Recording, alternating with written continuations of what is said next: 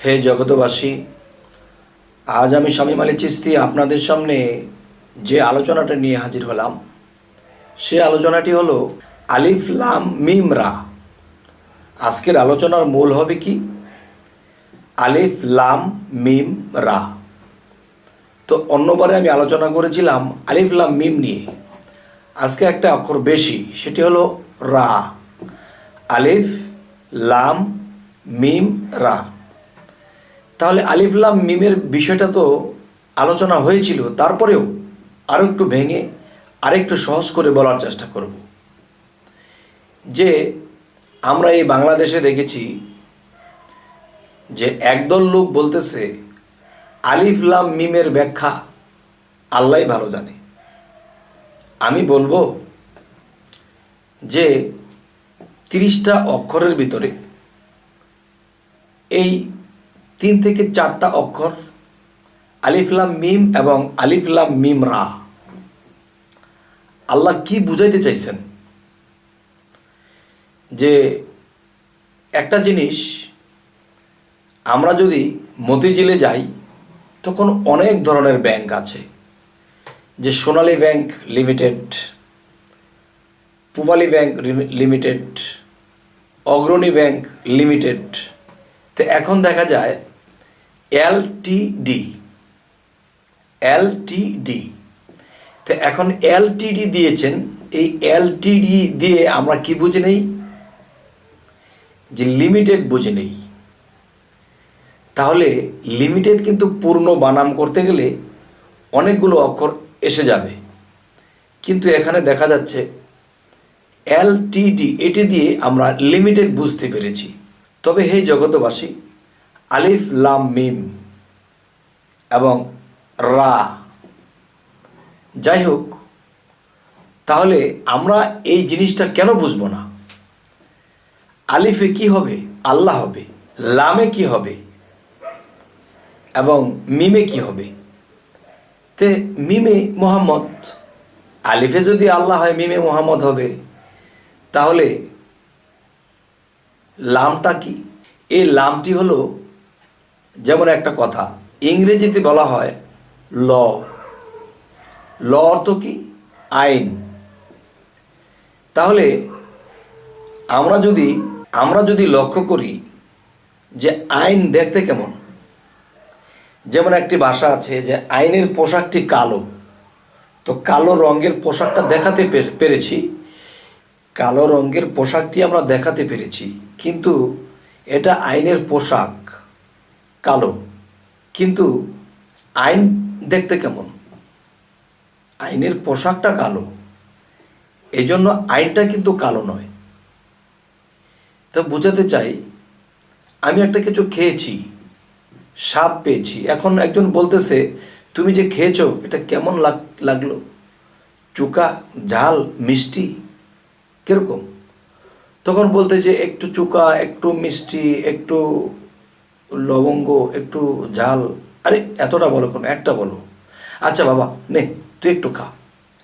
তখন খেয়ে সেও বলতে পারছে না একটু ঝাল, একটু চুকা, একটু, মানে বোঝাতে পারছে না।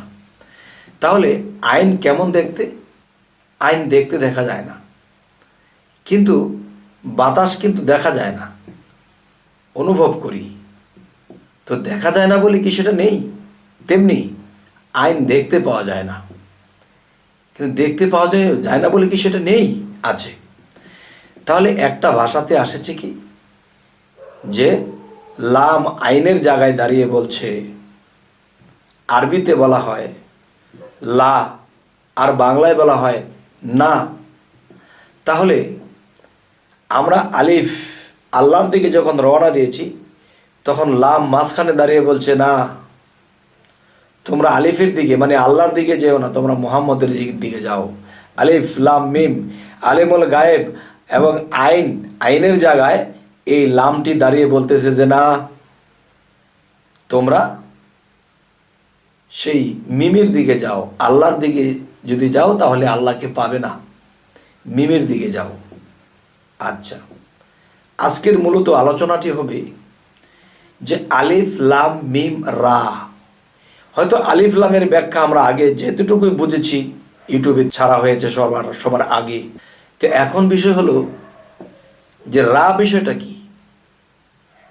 আচ্ছা, দেখবেন আল্লাহকে পেতে হলে আমরা যদি আল্লাহর দিকে রওনা দিই, আল্লাহকে পাবো না। তাহলে কোথায় যেতে হবে? মুহাম্মদের কাছে যেতে হবে। আর মুহাম্মদ কি রাসূল? না। যে মুহাম্মদ সাল্লাল্লাহু আলাইহি সাল্লাম হেরা পর্বতের সাধনা যখন করেছিলেন, তখন দেখা যায় সেই সাধনা করতে করতে তিনি যখন নবুয়ত লাভ করলেন, কোরআন নাজিল হলো তার উপর, তখন তিনি যখন 52 বছর বয়স হলো, তখন আল্লাহ দাওয়াত করেছিলেন, হে দোস্ত আপনি আসেন। তখন আল্লাহর সাথে সাক্ষাৎ করলো 52 বছর বয়সে। তখন তিনি রাসূল টাইটেল পাইলেন। রাসূল যে একটা পাওয়ার, রাসূল একটা ক্ষমতা, একটা শক্তি। আর সেই শক্তির মধ্যে আল্লাহ মিশ্রিত, আল্লাহ বিলীন সেই রাসূল শক্তির মধ্যে। আর সেই রাসূল যদি মুহাম্মদের মধ্যে আসলো, তখনই বলা হইল মুহাম্মদ রাসূল, ইহাতে নাই কোনো ভুল। তাহলে শেষের রায়ে কি বোঝানো হলো? শেষের যে রা, এই রায়ে বলতেছে যে রাসূল যে একটা বিষয়, সেটা এই মুহাম্মদকে যারা ধরবে, এই মুহাম্মদকে যখন মানুষ মানবে, চিনবে, তখন তার ভিতরে রাসূল মিশবে। আর রাসূলের রূপ কার? যিনি রব। এই রব এই রাসূলের সাথে মিশবে। তখন এই রাসূল মুহাম্মদের সাথে মিশবে। তখনই মানুষ সেই রাসূল রূপে রবকে দেখতে পাবে, সেই রাসূল রূপে আল্লাহকে দেখতে পাবে। তখন কি বোঝানো হলো? আলিফ লাম মিম, আলিফ লাম মিম রা। এই যে রা বিষয়টি, এই রা বিষয়টির ভিতরে কে? রাসূল লুকায়িত, আর রাসূলের মধ্যে রব লুকায়িত। তখন হযরত মুহাম্মদ সাল্লাল্লাহু আলাইহি সাল্লাম তিনি কিন্তু জন্ম নিয়েছেন। তিনি কিন্তু জন্ম নেওয়ার পরে তিনি হীরা পর্বতের গুহায় যখন সাধনা করলেন, তখন জিবরাইলের দ্বারা তাকে জ্ঞান দান করলেন। এরপরে তিনি রাসূল টাইটেল পাইলেন। রাসূল কিন্তু জন্ম নেননি, রাসূল সৃষ্টি, মুহাম্মদ জন্ম। তাহলে জন্ম যে মুহাম্মদ, তার সাথে যখন রাসূল পাওয়ারটি মিশ্রিত হলো, তখন রব নামের পাওয়ারটি মিশ্রিত হলো। তাহলে সিরিয়ালটি কি? যে আলিফ, আল্লাহর দিকে যাব না, আমরা আইন মানব, লামকে মানব। যখন লামকে মানব, তখন আমরা মুহাম্মদের কাছে যাব।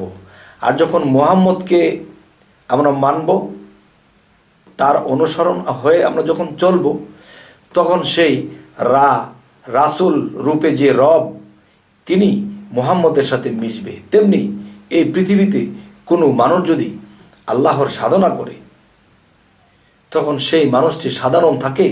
আর যখন সাধনা করতে করতে করতে করতে এমন এক পর্যায়ে চলে যায়, দেখা যায় একটা লোহা যখন আগুনে দেওয়া হলো, তখন সেই লোহাটি তো লোহাই, কিন্তু সেই লোহাটি যখন আগুনে দেওয়া হলো, সেই লোহাটি আগুনে পুড়ে লাল হয়ে গেল।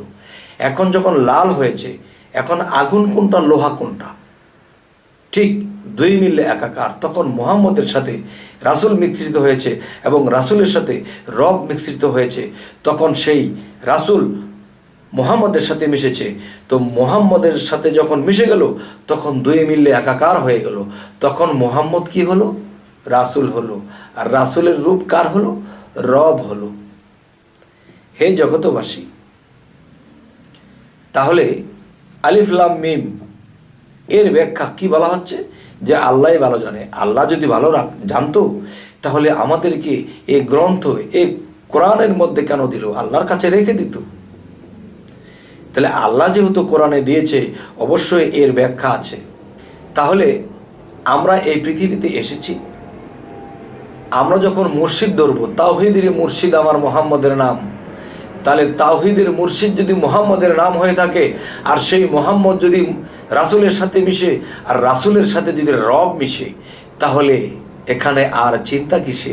আল্লাহ বলেছে কোরআনে যে আমার বন্ধুদেরকে তোমরা কখনো মৃত বলিও না।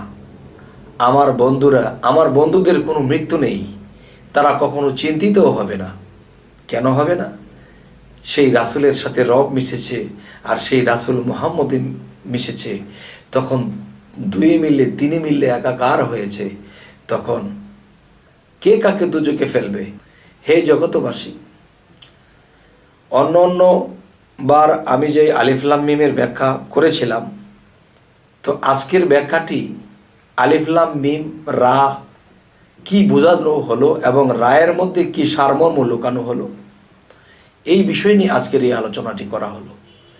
তবে হে জগতবাসী, পরবর্তীতে আমাদের আকর্ষণ হা মিম নিয়ে আলোচনা হবে এবং সূরা তোয়া, সূরা সোয়াত, এই বিষয় নিয়ে সামনে আলোচনা করব।